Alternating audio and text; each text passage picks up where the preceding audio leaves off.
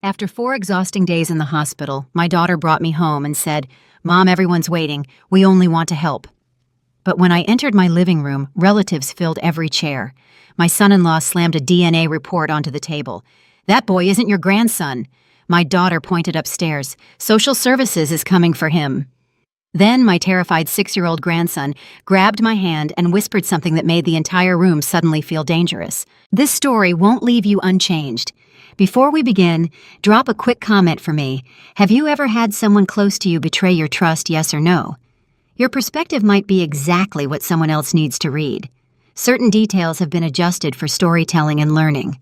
The heart of the story, the message, is what I hope stays with you. My daughter was waiting in my living room with a folder in her hands and a stranger by her side, and I knew before anyone spoke that my life was about to shatter. At 73, with osteoarthritis slowing my hands but not my mind, I had returned from the hospital expecting rest. 4 days of treatment had left me exhausted, and all I wanted was to pick up my grandson from daycare, make us both dinner, and sleep in my own bed. Instead, I walked through my front door into what felt like an ambush. My 41-year-old daughter, Roxanne, stood beside her husband, her face arranged in false concern as she prepared to destroy her own family. Donovan Kemp, 44, and built like someone used to physical work, stood with the confidence of a man who thought he'd committed the perfect crime. Next to them sat a woman I'd never seen before, holding a clipboard like it gave her authority. The living room was too quiet. Cars lined the curb outside. My 6-year-old grandson, Jasper, stood frozen behind the stair railing, clutching his father's old toy car, eyes wide with a fear no child should know. "Mom," Roxanne said, her voice trembling just enough to sound genuine, "we need to talk about Jasper." I set my purse down slowly. "What about Jasper?" Donovan stepped forward and slammed a white folder onto the coffee table. The sound echoed through the room. "DNA doesn't lie, Eleanor. 0%. The boy isn't blood." I stared at the folder, then at him. "What are you talking about?" He flipped it open. The top page was labeled DNA paternity test results. Below that, in bold print, probability of paternity 0.00%. "Your daughter-in-law had an affair," Donovan said flatly. "Before Griffin died. That boy upstairs isn't your grandson." Roxanne dabbed at her eyes with a tissue. "We tried to protect you from this, Mom, but you deserve the truth." The woman with the clipboard cleared her throat. She introduced herself as Helen Briggs from County Social Services, though something about the way she avoided my eyes made me doubt every word. "Mrs. Hartley, given the circumstances, we've already begun the process of placing the child in foster care. You'll have 72 hours to prepare." 72 hours. I looked down at the paper again. The laboratory name meant nothing to me. The dates looked official. But one detail caught my attention immediately. "Where did you get Griffin's DNA?" I asked quietly. "My son has been dead for 3 years. Donovan didn't blink. "From an old toothbrush. Roxanne kept some of his things." I turned to my daughter. "Did you—" Her eyes shifted away. "Just a few items, for memories." I wanted to believe her. For a moment, standing in my own living room with these people staring at me like I was the problem, I almost did. But then I looked past them at Jasper, still hiding behind the railing, and something shifted inside me. Not panic, clarity. That child looked exactly like his father. The same blue eyes, the same stubborn chin, the same way of holding that toy car like it was the most precious thing in the world.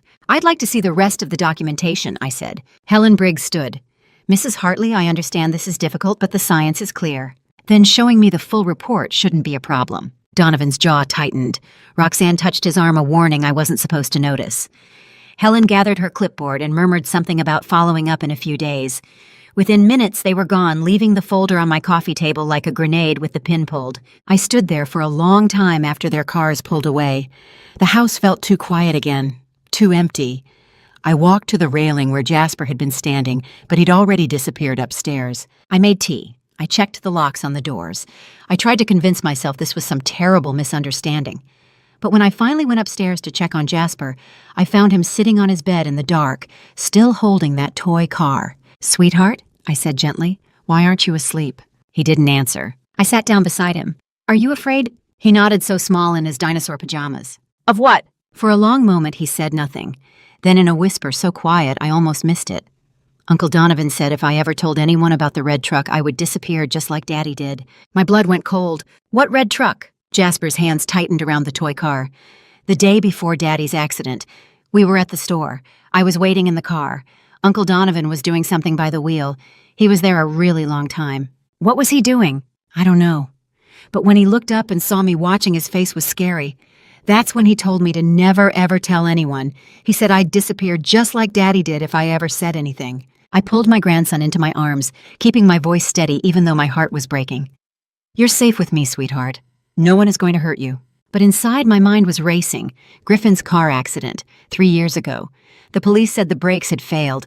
They'd investigated, found nothing suspicious, closed the case. I'd placed flowers on my son's grave every month since then, thinking it was just a terrible tragedy. How long had my grandson been carrying this terror alone? Too frightened to speak, too young to understand. He might be the only witness to murder? I held Jasper until his breathing slowed and his grip on the toy car finally loosened. I tucked him in, kissed his forehead, and turned off the nightlight. Then I walked out with very slow steps, closing his door behind me. Only when I was alone in the hallway did I finally allow my hands to shake. The red truck, Griffin's accident. 3 years of grief built on a lie. By morning, I would call the one person who could tell me if I was right. Vernon Ashford's first question, asked before he'd even taken off his coat, made the DNA report worthless. I had called him at 7 that morning, and he arrived at my kitchen table by noon. Vernon Ashford, 67 and carrying 3 decades of estate law experience, had been my late husband's attorney and friend for longer than I could remember. When I asked him to come look at something urgent, he didn't hesitate. Now he sat across from me in the morning light, reading glasses perched on his nose, examining the folder Donovan had left behind. I poured us both tea while he read. My hands were steadier than they'd been the night before, but only because I'd spent hours lying awake turning Jasper's words over and over in my mind. The red truck, Uncle Donovan by the wheel. My son's death suddenly feeling like something darker than an accident. Vernon set the DNA report down carefully. Where was Griffin's DNA sample taken from? He passed away 3 years ago. The question hung in the air between us. Roxanne said it came from an old toothbrush, I said, something she'd kept for memories. And did she keep his things? I thought back to the weeks after the funeral. Leora Griffin's widow had packed up his belongings with shaking hands, clothes, books, the razor he'd used every morning, everything that had made my son's presence real in this house. No, I said slowly. Leora took everything after the funeral. She said it hurt too much to leave his things here. There's nothing left. Vernon tapped the paper. Then this DNA sample could not possibly exist. I set down my teacup and felt something harden inside me. Not anger yet, but the cold certainty that my daughter had lied to my face. The laboratory name looks legitimate, Vernon continued, pulling out his phone. But if the sample itself is fabricated, the entire test is meaningless. Let me check this laboratory. See who submitted the sample, when, and under what circumstances. How long will that take? A few days, maybe less. He looked at me over his glasses. In the meantime, do not sign any paperwork your daughter brings you, not a single word. And that social worker, did you get her full name and credentials? Helen Briggs, she said she was from County Social Services. I'll verify that too. Vernon closed the folder. Eleanor, I need you to prepare yourself. If this DNA test is fraudulent, we're looking at something much more serious than a family dispute. I nodded, I already knew. After Vernon left, I stood at my kitchen window for a long time watching the street. Roxanne's car didn't appear. Neither did Donovan's red truck. The house felt too quiet the way it had after Griffin died, when every room seemed to echo with absence. I couldn't stay still. I couldn't sit and wait for Vernon to call with answers. So I did what I'd been avoiding for 3 years. I went upstairs to Griffin's old study. The door creaked when I opened it. Dust motes floated in the afternoon light streaming through the window. Everything looked exactly as he'd left it. The desk where he used to review contracts for the family construction company, the shelf with his engineering books, the chair where he'd sit with Jasper on his lap reading stories about dinosaurs and spaceships. I'd left this room untouched because opening the door hurt too much. Now I forced myself to look through the boxes stacked in the closet. Old tax returns, company paperwork, a folder labeled family photos that I couldn't bring myself to open. At the bottom of the third box, I found an envelope, unsealed, no address written on it, just 3 pages of handwriting I recognized immediately. Leora. My hands trembled as I unfolded the letter. Dear Eleanor, it began. I'm so sorry. I know you must hate me for leaving Jasper, but I need you to understand I had no choice. I sat down on the dusty floor and kept reading. Roxanne called me the day after the funeral. She said if I ever came back to North Carolina, if I ever tried to see Jasper again, they would go to court and fight for custody. They would say I only wanted the insurance money and Griffin's share of the company. They said no one would believe me over them, a grieving sister and brother-in-law versus a widow with no family, no connections, no money for a lawyer. I have no evidence to defend myself. I have nothing but the truth, and Donovan told me the truth doesn't matter if you can't prove it. He said they would make sure the court sided with them, and then Jasper would end up torn between us anyway with no peace and no stable home to protect him. So I left. I drove 4 hours north to a town where no one knows me. I'm working under a different name, living in a rented room, and every single day I think about my son. But I could only leave so that Jasper would at least have you. Please protect him, Eleanor. Please don't let them take him away from the only family he has left. The letter ended with an address, a small town I'd never heard of somewhere near the mountains. I read it 3 times. Then I folded it carefully and put it in my pocket right next to my heart. She didn't abandon him. She was forced to run. How many victims had Roxanne and Donovan created my son, my grandson, my daughter-in-law? And how many more would there be if I didn't stop them? I stood up slowly, my arthritic knees protesting, and walked to the window. From here I could see the garage behind the house. Griffin's car was still there untouched for 3 years.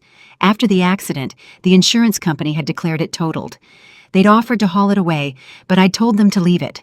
I couldn't bear to watch them take the last piece of my son. Now I stared at that garage and felt something cold settle in my chest. I had never questioned why that car was still here.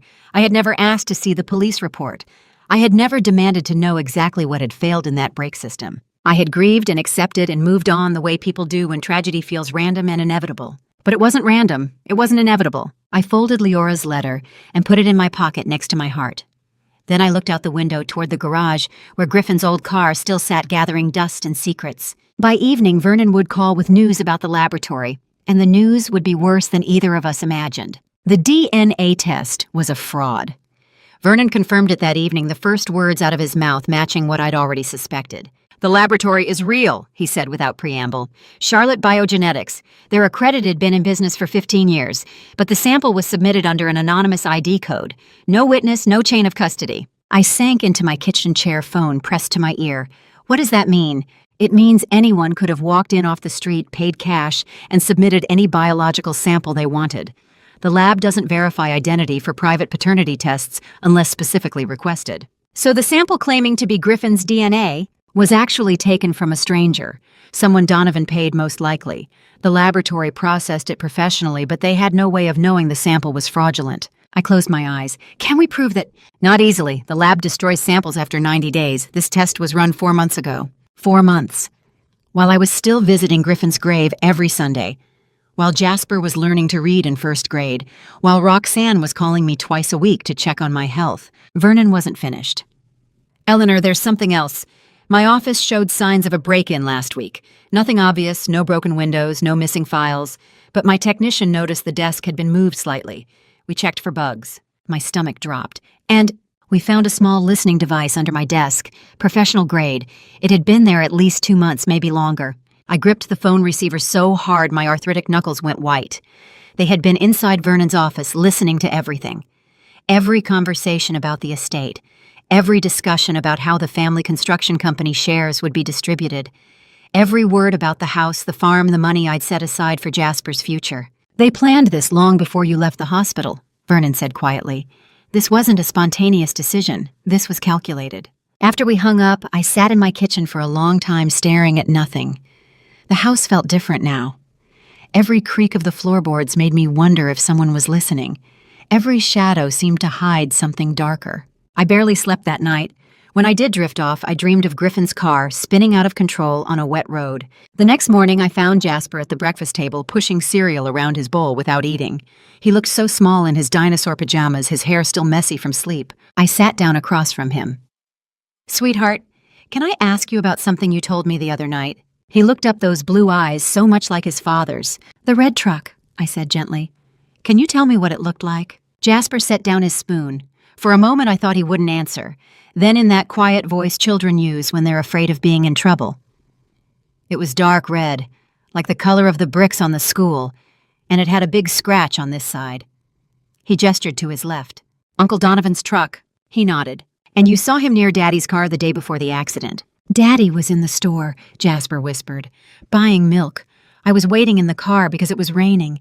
Uncle Donovan pulled up next to us in the parking lot. I waved at him, but he didn't wave back. He got out and walked over to Daddy's car." "What did he do?" "He looked around first. Then he got down on the ground. I couldn't see good because of the rain on the window, but he was doing something by the wheel, the back wheel on my side. He was there for a really long time. My hands had gone cold. And then he stood up and his hands were all dirty. Then he saw me watching. His face—" Jasper's voice dropped even quieter. "His face got really scary. Not mad, just scary. He came to my window and said, 'You didn't see anything, boy. And if you ever tell anyone about this, you'll disappear just like your daddy's going to.' But Daddy didn't disappear. He died the next day." Stat. I placed my hand over Jasper's small fingers and felt my heart breaking and hardening at the same time. My grandson had carried this secret through 3 years of birthdays and bedtimes, never once telling a soul. "You did the right thing telling me," I said, keeping my voice steady, even though everything inside me was screaming. "No one is going to hurt you, I promise." "Is Uncle Donovan going to get in trouble?" "Yes," I said. "Yes, he is." After breakfast, I called Vernon back and recited every word Jasper had told me. He was quiet for a long moment. "Eleanor, if what Jasper saw is accurate, we're not talking about fraud anymore. We're talking about first-degree murder." "I know." "The police investigated the accident. They found brake failure, but they ruled it mechanical failure. No signs of tampering." "Because they weren't looking for it," I said. "Because no one thought to look."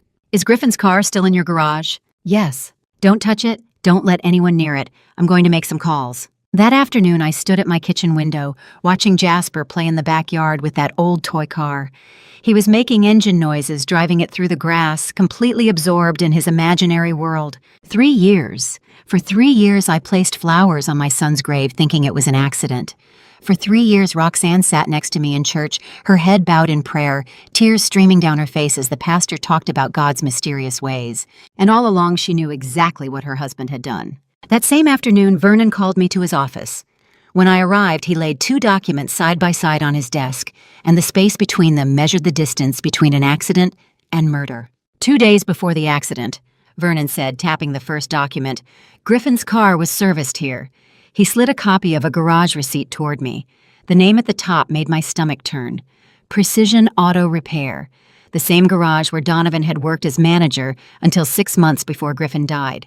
"The original mechanic's report," Vernon continued, placing his finger on the signature at the bottom, "states that the brake system was inspected and found to be completely normal. The technician signed off on it. No issues. No concerns." I stared at the faded carbon copy. The date was clear, 2 days before Griffin died. Vernon slid the second document across his desk. "This is the police report filed after the crash." I didn't want to read it. I'd avoided looking at the details for 3 years, unable to bear the clinical language that reduced my son's death to checkboxes and incident codes. But now I forced myself to scan down to the mechanical failure section. "Brake lines severed. Catastrophic system failure. Someone tampered with the car after it left the garage," Vernon said quietly. "The mechanic documented functional brakes on Tuesday. Griffin died Thursday morning. Somewhere in those 48 hours, someone cut the brake lines." I looked up at him. "Can you prove it was Donovan?" "Not yet, but combined with Jasper's eyewitness account, the bugged office, the fraudulent DNA test, this is no longer a family matter, Eleanor." He paused. "Do you want me to contact the State Bureau of Investigation?" "Yes." "You understand what that means. Once I make that call, there's no going back. This becomes a criminal investigation. First-degree murder in North Carolina has no statute of limitations. Even 3 years later, they can prosecute. First-degree murder in North Carolina has no statute of limitations." Vernon's words echoed in my mind as I drove home alone, my hands gripping the steering wheel tight enough to make my arthritis flare. I needed more. The garage records and Jasper's testimony were pieces of the puzzle, but I needed the whole picture before I could bring everything crashing down on Roxanne and Donovan's heads. That evening, after Jasper was in bed, I went back to Griffin's study. I'd already searched through the boxes, found Leora's letter, but something pulled me back to that room. My son had been meticulous, careful. If he'd suspected Donovan was dangerous, if he'd known something was wrong, he would have left more than just papers in a box. I looked around the study with fresh eyes. The desk, the bookshelves, the closet. The closet! I pulled open the door and pushed aside the few suits that still hung there, the fabric smelling faintly of the cologne Griffin used to wear. Behind them, tucked in the corner and covered in a layer of dust, was a small safe I'd never noticed before. My hands trembled as I brushed away the dust. It was a digital combination safe, the kind with a keypad.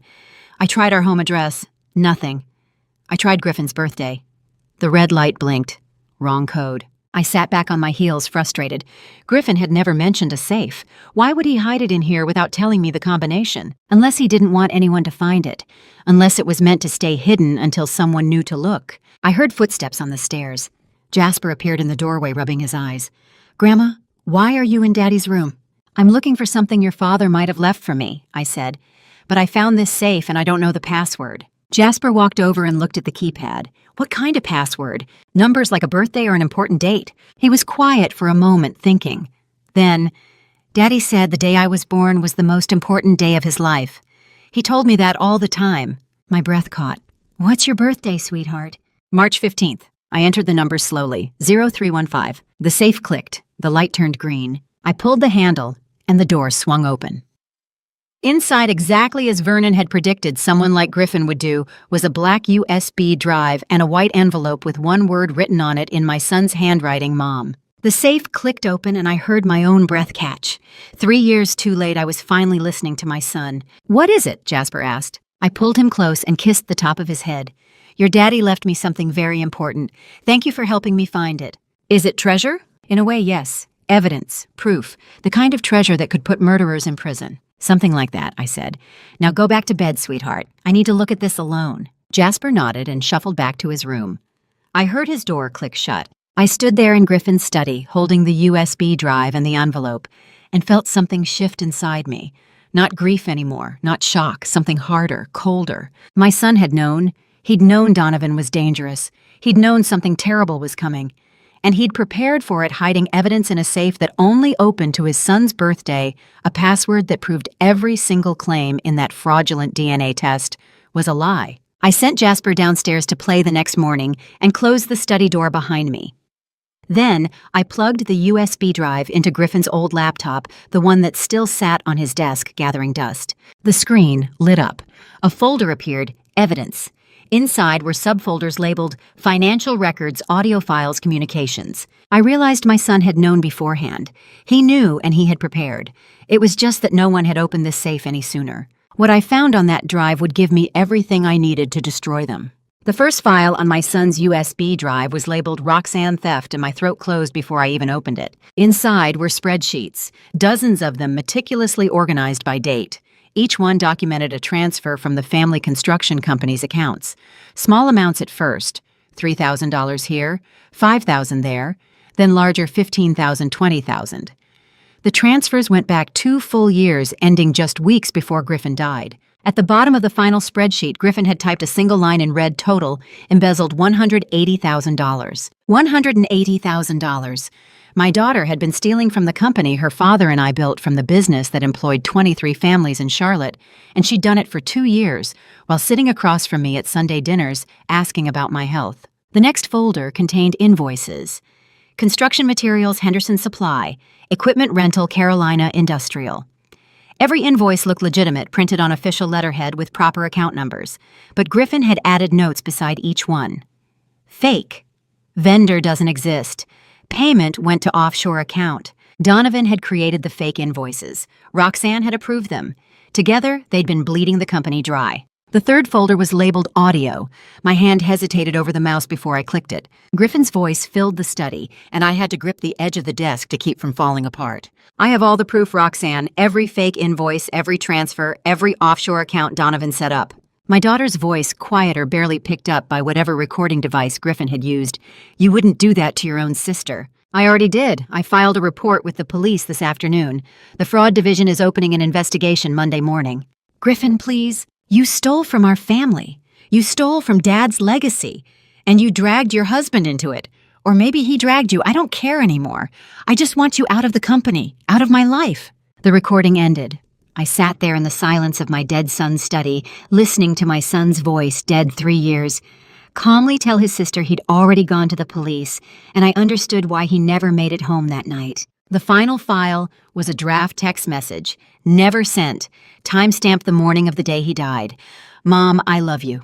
Please protect Jasper. I'm sorry for what's coming. I opened the envelope marked Mom with shaking hands. Inside was a single sheet of paper in Griffin's handwriting. If anything happens to me, check the car. They know about the police report. Be careful. I folded the paper and tucked it into my pocket beside Leora's letter. 2 people had tried to warn me. It had just taken me 3 years to hear them. I didn't sleep that night. I sat in Griffin's study until dawn listening to that audio recording over and over, memorizing every word, every pause, every breath. The next morning, Roxanne arrived at 9 o'clock sharp, her usual visiting time.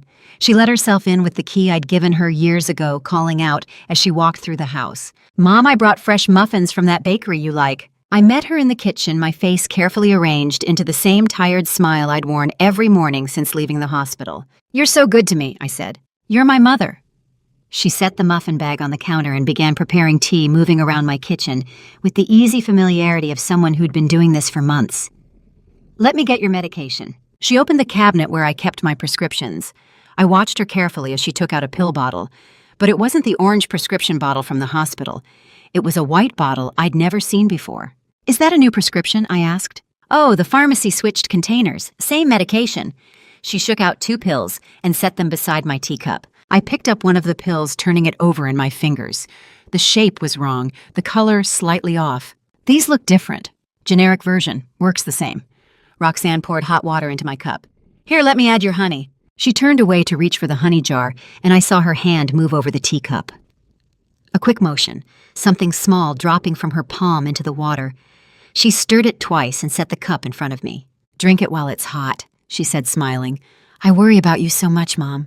I lifted the cup to my lips just as Jasper came running into the kitchen, still in his pajamas. "Grandma, can I have—" He stumbled, his arms windmilling, and crashed directly into the kitchen table. The teacup flew from my hands and shattered on the floor, hot liquid splashing across the tile. "Jasper," Roxanne's voice was sharp, her face flushed. "Look what you've done."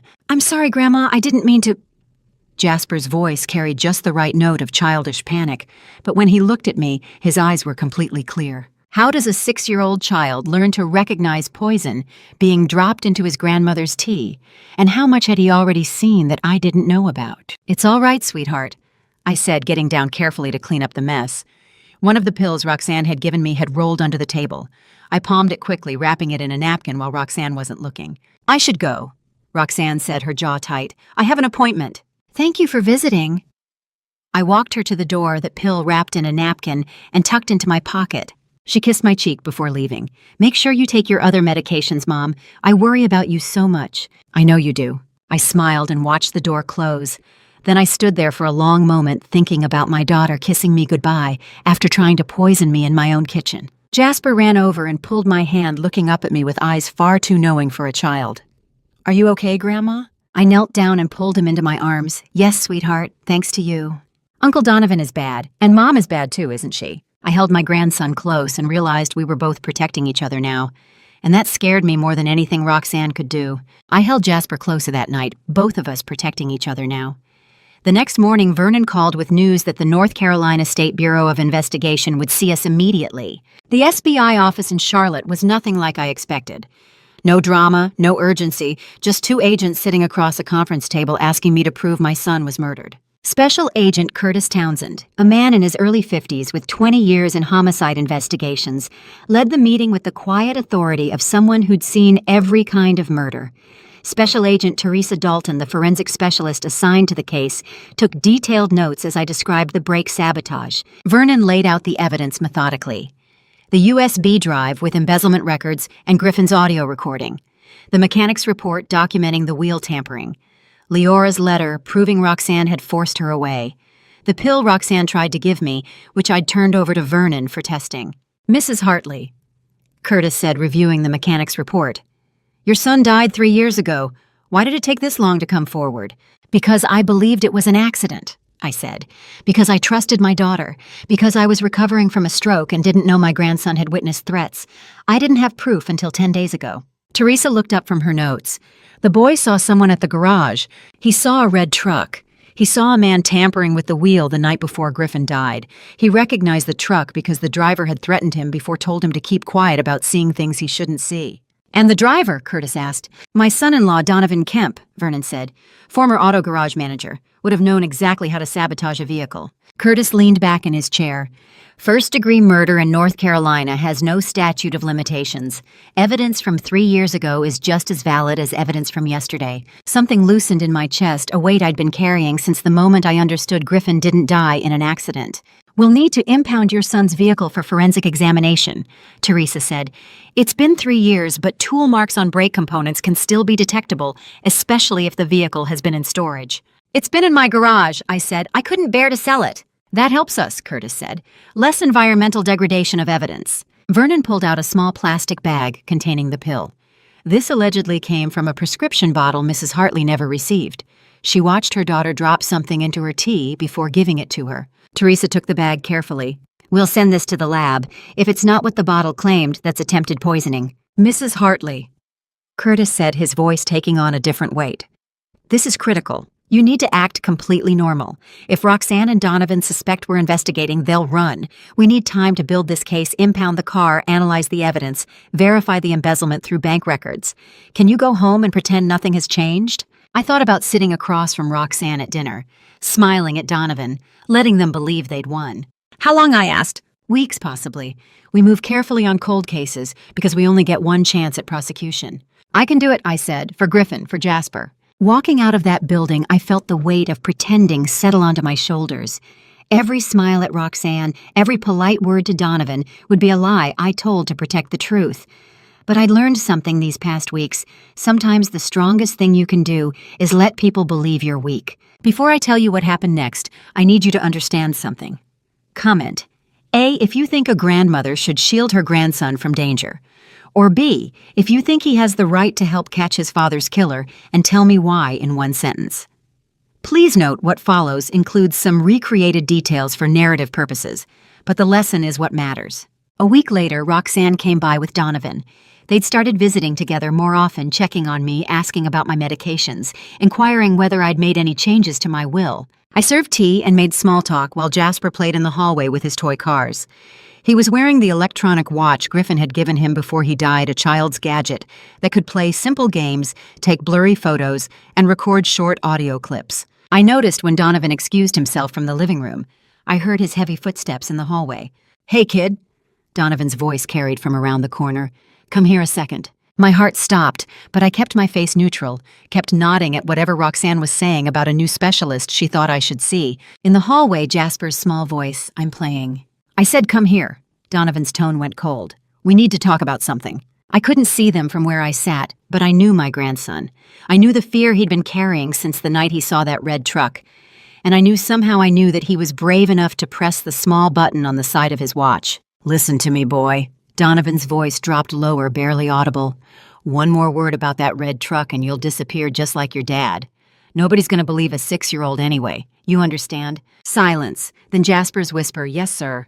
Good, now get back to your toys and keep your mouth shut. Donovan returned to the living room, his face pleasant, asking if I needed anything from the store. I smiled and said, no thank you, I was fine. They left 20 minutes later. I stood at the window and watched their car disappear down the street. Jasper came to me after dark when the house was quiet. His hands were shaking as he held out the watch. Grandma, he whispered, I got him saying it. I took the watch with trembling fingers and pressed play. Donovan's voice filled my kitchen cold, threatening, confessing to my grandson's face that he'd made Griffin disappear. I listened to that recording 3 times, my 6-year-old grandson's frightened breathing, barely audible beneath the voice of the man who killed his father. Then I pulled Jasper into my arms and held him while he cried. You were so brave, I whispered. So brave. Is it enough, he asked, to make him go away? Yes, sweetheart, it's enough. I called Vernon at 10 o'clock that night, hands still shaking. I have direct evidence, I said. He paused. I'm listening. And I recited every single word Donovan said to my grandson. After Vernon delivered Jasper's watch to Agent Townsend, I could no longer wait for news secondhand. 3 days later, I drove 4 hours north with an address from Leora's letter and a hope I'd carried for 3 years. The address led me to a tiny apartment in a small mountain town near Asheville, and when the door opened, the woman standing there looked like she'd been running for 3 years. Leora Callahan, 35 and living under a false name, 4 hours away, opened the door and recognized me through tears she'd been holding for 3 years. Mrs. Hartley, she whispered, her hand flying to her mouth. Lyora, I stepped forward. I know what happened. I know why you left. She pulled me inside quickly, glancing down the hallway as if someone might be watching. The apartment was sparse secondhand furniture, a single photograph of Jasper as an infant tucked in a frame on the table. Roxanne called me the day after the funeral, Leora said, her voice shaking. She said if I ever came back for Jasper, they would drag me through court and take him from me anyway. She said I was just a widow with no money for a lawyer, that nobody would believe me over the grieving family. I reached for her hand. You left to protect him. I had no money, no evidence. I couldn't fight them. Tears streamed down her face. I could only leave so that Jasper would at least have you. I thought if I disappeared, they'd leave him alone. They didn't, I said quietly. They tried to prove he wasn't Griffin's son. They fabricated a DNA test. Leora's head snapped up. But that's impossible. Griffin did a real DNA test when Jasper was 2 months old. Everything stopped. What? Roxanne was already planting doubts in Griffin's mind back then, saying I'd been unfaithful, that the baby might not be his. Griffin finally got tired of her insinuations and paid for a test himself. Leora stood and pulled a folder from a drawer. The result was 99.9999% paternity. Roxanne always knew right from the very start. I stared at the photocopy in Leora's trembling hands, the lab letterhead, the date nearly 7 years ago, the conclusion in bold: probability of paternity, 99.9999%. Griffin kept the original in his safe deposit box at First Citizens Bank, Leora said. He told me he wanted it preserved in case Roxanne ever tried anything. He knew his sister, Mrs. Hartley. He knew what she was capable of. How many lives had Roxanne shattered in her greed? Her brother dead, his widow exiled his child, threatened all while she sat in church beside me pretending to grieve. I called Vernon from Leora's apartment. We need to access Griffin's safe deposit box today. Early November brought cold rain to Charlotte. Vernon and I sat across from Denise Winters at First Citizens Bank, a woman in her late 50s with 30 years of experience in estate management. She pulled up Griffin's safe deposit box history with the careful precision of someone who understood these documents could become evidence. The box was accessed 8 months after your son's death, Denise said, reading from her screen. Using a power of attorney bearing your signature, Mrs. Hartley. Was this document authorized? I leaned forward to look at the scanned signature. It looked like mine, the same flowing L, the same way my arthritis made the final Y drift downward. But I'd never signed it. Forged, Vernon said flatly. That's another felony uttering an unauthorized access to a decedent's estate. Denise made a note. I'll flag this for the authorities. However, Mrs. Hartley, there's something you should know about our protocol. She turned her monitor toward us. When a box holder dies, we're required to scan every document inside before releasing anything to the estate representative. It's for precisely this reason: disputes, fraud, contested wills. My heart started pounding. The DNA test showing 99.9999% paternity is preserved in our digital archive, Denise said. The physical original was removed when the box was accessed, but the scan remains in our system with a timestamp. This document is court admissible. Vernon exhaled slowly. Can you email me that scan immediately? I'll need written authorization from Mrs. Hartley as Griffin's mother and legal next of kin. I signed the authorization with shaking hands. Denise printed the digital scan while we waited 3 pages, crystal clear, dated 6 months before Griffin's death. The lab certification, the genetic markers, the final conclusion in bold type. Forgery, uttering unauthorized access to a decedent's estate. Vernon recited the charges like a prayer, and I realized each one added years to the sentence Roxanne would face. She knew, I said quietly.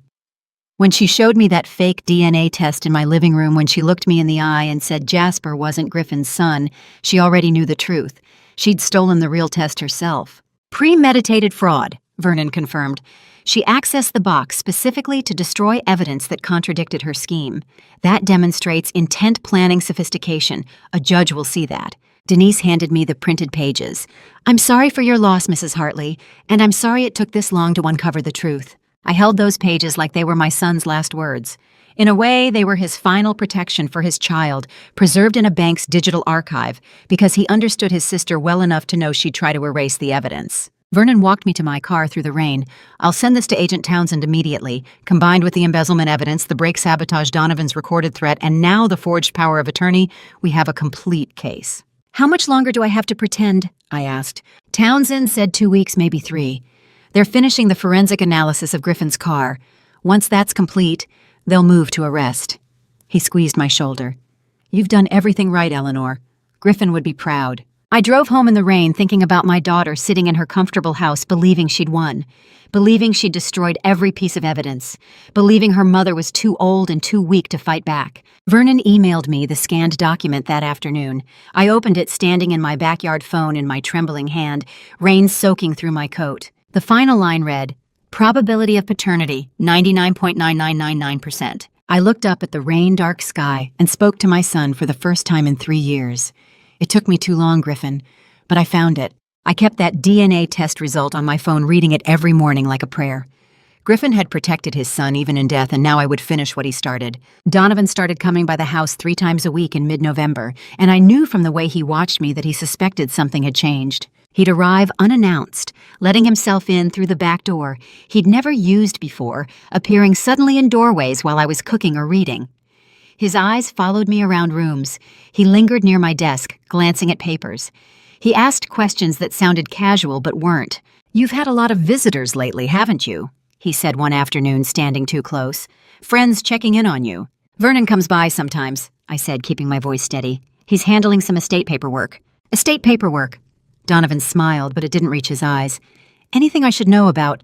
"Just boring legal things. You know how lawyers are." He watched me for a long moment, then turned to leave. At the door, he paused.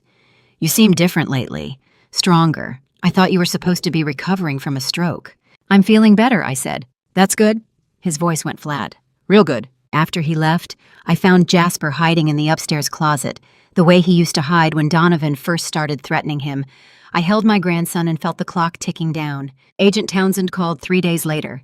"Mrs. Hartley, we have the forensics report on your son's vehicle." My breath caught. "And tool marks on the brake system. Physical manipulation consistent with specialized auto garage equipment. The metallurgy analysis shows the marks were made within 24 hours before the accident." His voice carried quiet satisfaction. "We have him, Mrs. Hartley. Physical proof that Donovan Kemp sabotaged your son's car." I closed my eyes. "When?" 2 more weeks. We're coordinating with the district attorney's office, preparing arrest warrants for both Donovan and Roxanne. Multiple charges, first-degree murder, conspiracy, embezzlement, fraud, forgery. We need everything airtight." He paused. "Can you hold on for 2 more weeks?" I thought about Donovan's eyes watching me, the way he'd started appearing in doorways, the questions. "I'll try," I said. That night, Jasper couldn't sleep. He climbed into my bed and held me tight, whispering, "Uncle Donovan looked at me funny today, and I knew we were running out of time." I woke at 2 in the morning with a violent headache splitting my skull. My stomach churned. The room spun when I tried to lift my head. Something was wrong. The air smelled strange, sweet, and chemical like car exhaust mixed with something metallic. I tried to stand, but my legs wouldn't hold me. I fell hard against the nightstand, knocking over the lamp. The crash echoed through the dark house. "Grandma!" Jasper's voice came from his room, small and frightened. "Stay there!" I tried to call out, but my voice came out slurred, barely a whisper. I crawled toward the hallway, my arms shaking. Every movement made my head pound harder. The strange smell was stronger now, filling my lungs, making me dizzy. The front door. I needed to get to the front door. I dragged myself down the hallway, past family photos I couldn't focus on, past Griffin's closed study door. My vision blurred. My hands felt numb. I reached the front door and grabbed the handle. Locked. Not just locked, deadbolted from the outside.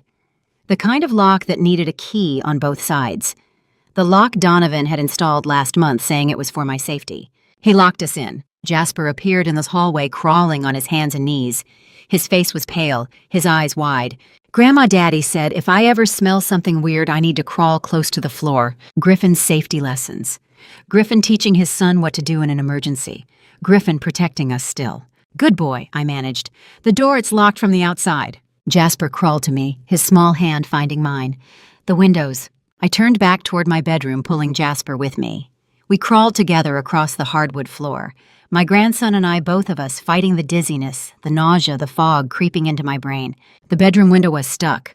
I'd painted it shut years ago because the seal was broken. Jasper looked at the window, then at me.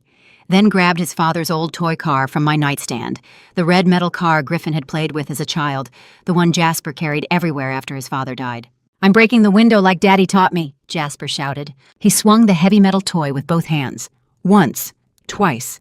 The third time, the glass shattered outward. Freezing November air rushed in sharp and clean and cold as winter. I gasped, filling my lungs, pushing my face toward the broken window.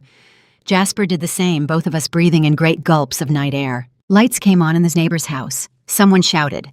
I heard running footsteps, a woman's voice calling 911. I pulled Jasper close, both of us shaking, both of us alive. The paramedics arrived first, then police. They found the gas line to my furnace had been deliberately disconnected, flooding the house with carbon monoxide. The front door's external deadbolt had been engaged from outside.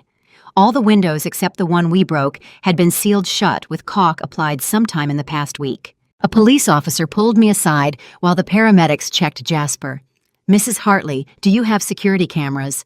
No, but my neighbor does. She installed them after the break-ins last summer. They pulled the footage within an hour, a dark red pickup truck arriving at 1:47 a.m., a figure moving around the side of my house, the same truck leaving at 1:52 a.m. The officer showed me a still frame from the camera.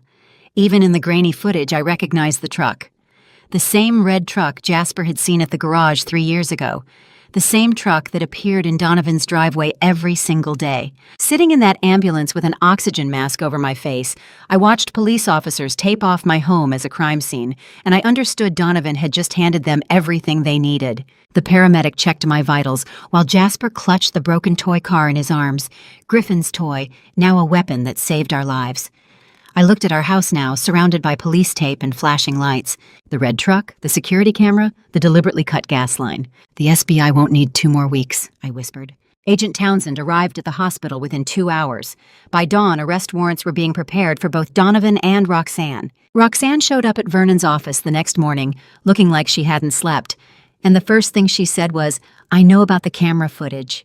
Vernon called me from his office, putting the phone on speaker so I could hear from my hospital room. The camera caught his truck, Roxanne said, her voice hollow. The SBI is investigating. He tried to kill my mother and Jasper. Miss Hartley.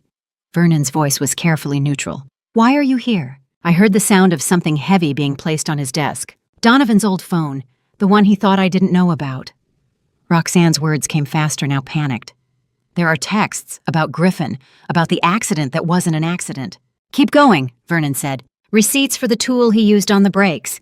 I found them in the garage 3 years ago, hidden in a box.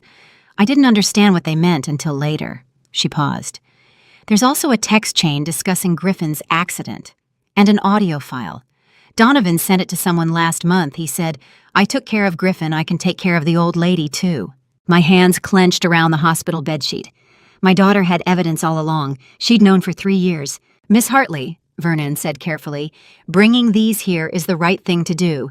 But you need to understand you are not an innocent victim. Silence. You knew, Vernon continued. You helped cover it up. You forged the DNA paperwork. You threatened your former sister-in-law. You tried to steal your mother's estate based on documents you knew were fraudulent. I will turn all of this over to the SBI, including the evidence against you. I didn't know he was going to kill Griffin.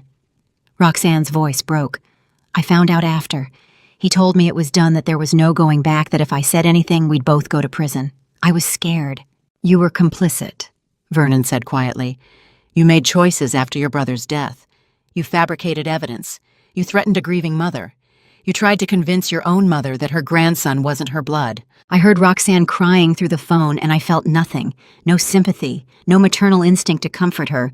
Just cold, empty clarity. I'll deliver this to Agent Townsend today, Vernon said.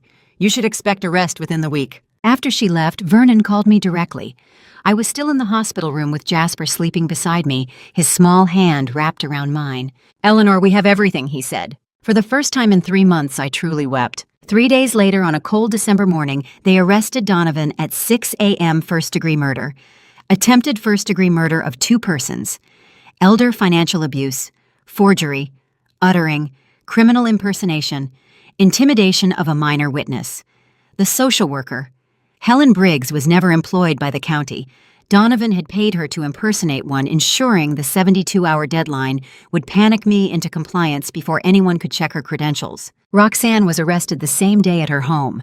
Conspiracy to commit murder, financial exploitation of the elderly, forgery, obstruction of justice, making threats against a witness. I watched the news footage from Vernon's office, my daughter in handcuffs, her face pale and tear-streaked, being led to a police car.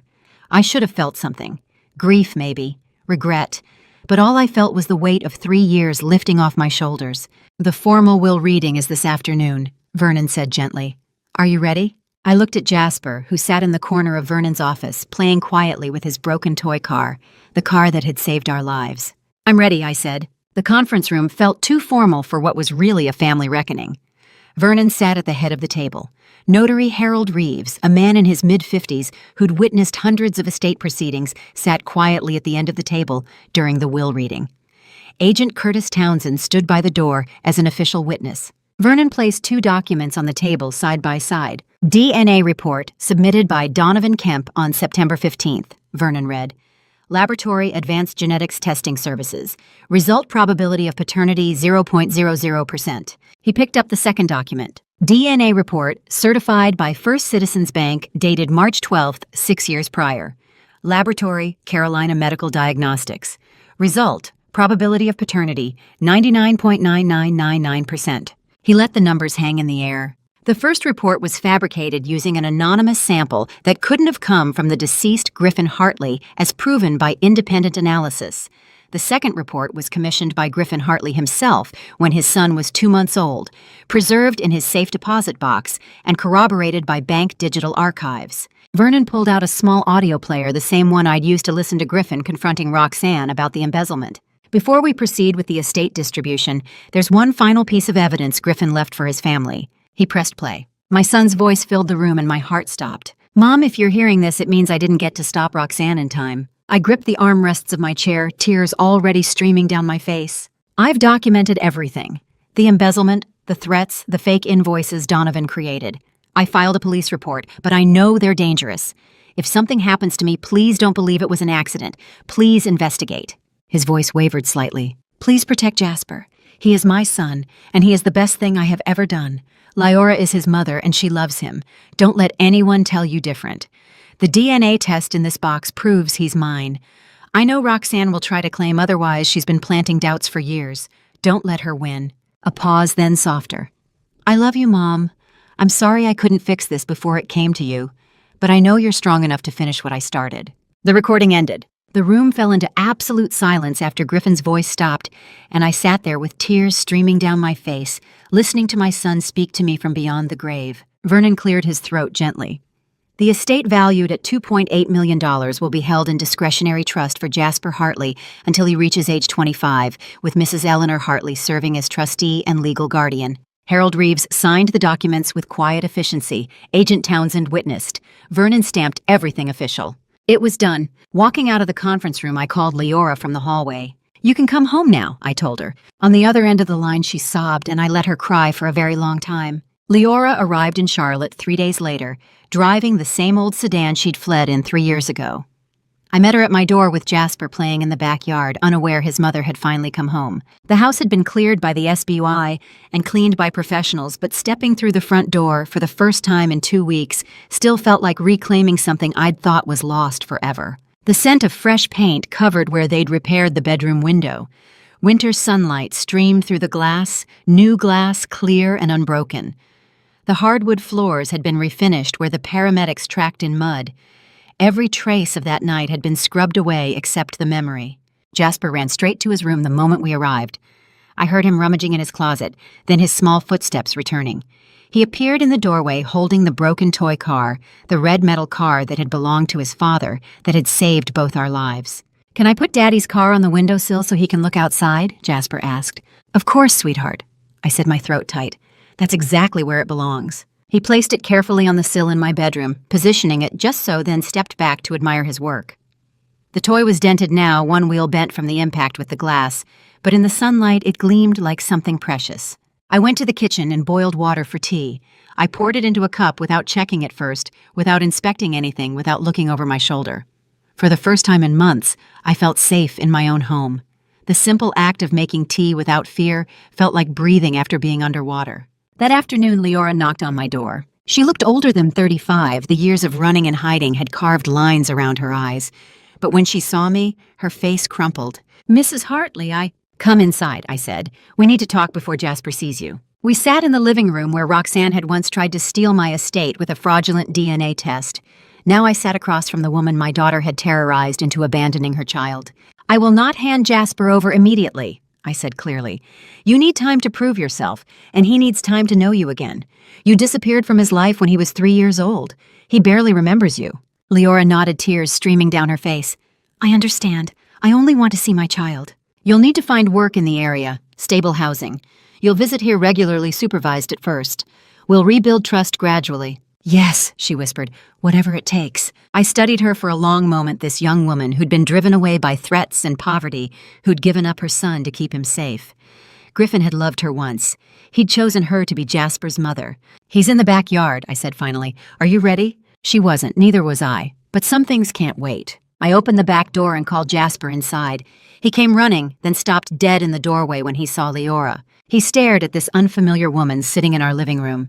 She stared back, one hand pressed to her mouth, trying not to sob. Then recognition dawned in his dark eyes, his father's eyes. Mommy, he whispered. Leora dropped to her knees. Yes, baby, it's me. Jasper ran into her arms and she held him like she'd been holding her breath for 3 years. I turned away to give them privacy, wiping tears from my own eyes. That evening, the 3 of us ate dinner together at my table. I made spaghetti, Jasper's favorite. Leora told him stories about when he was a baby, about his father teaching him to walk about the first time he said, Dada. Jasper listened with wide eyes, hungry for these pieces of his past. Are you and Mommy friends? He asked me suddenly. I looked at Leora across the table.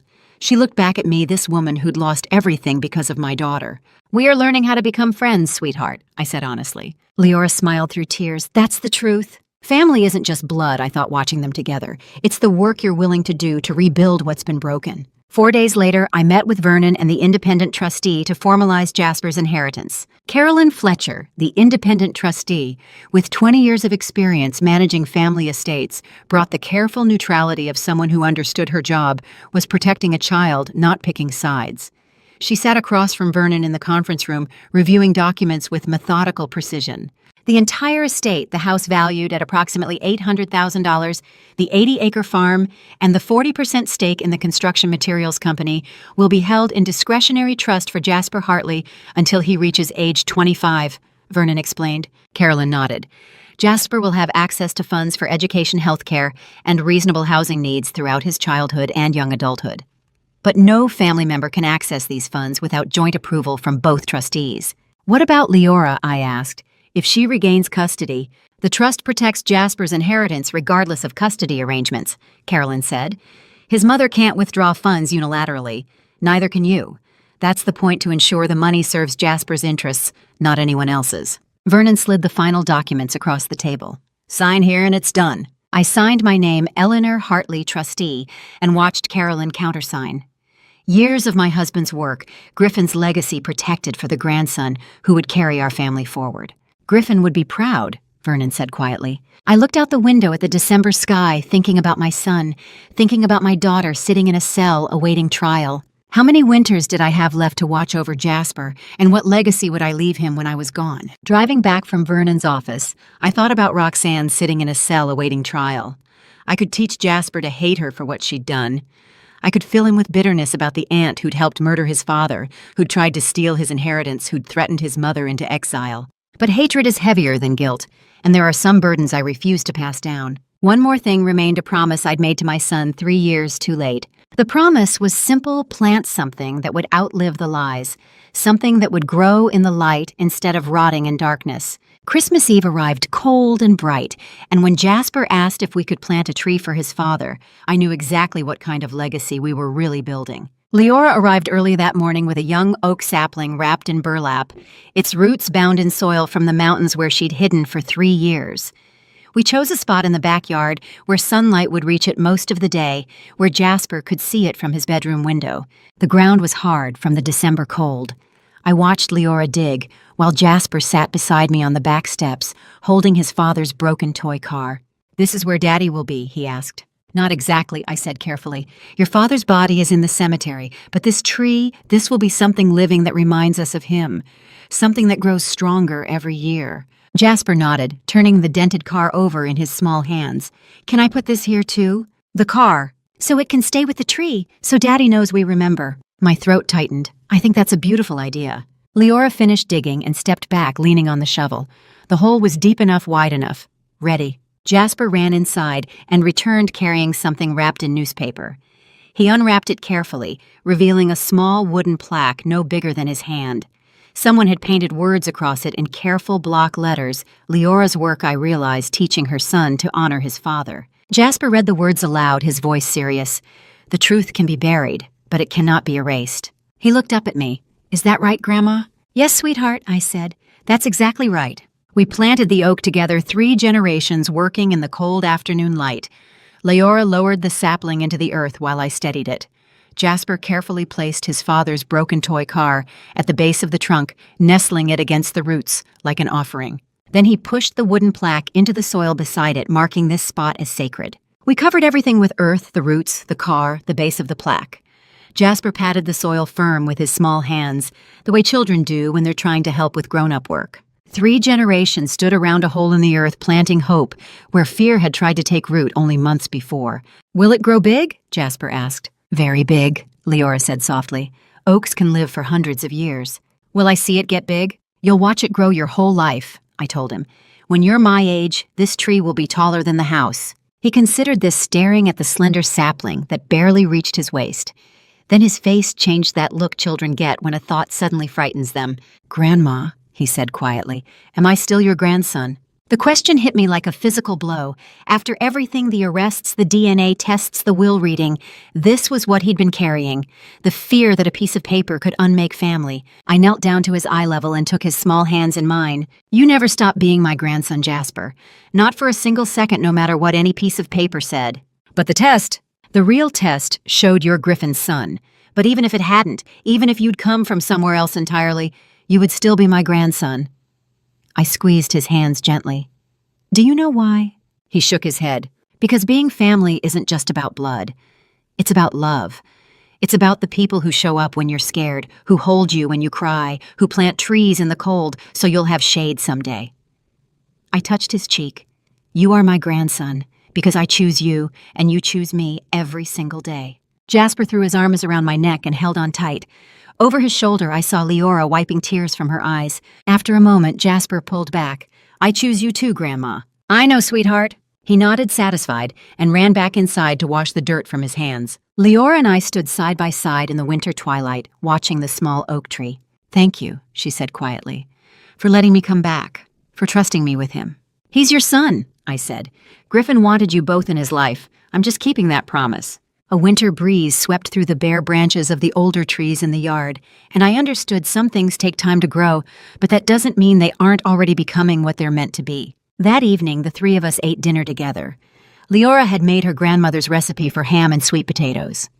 Jasper talked about school, about his friend Marcus, about the book Vernon had given him about trees. Normal things, safe things. After Jasper went to bed, I stood at the kitchen window looking out at the backyard.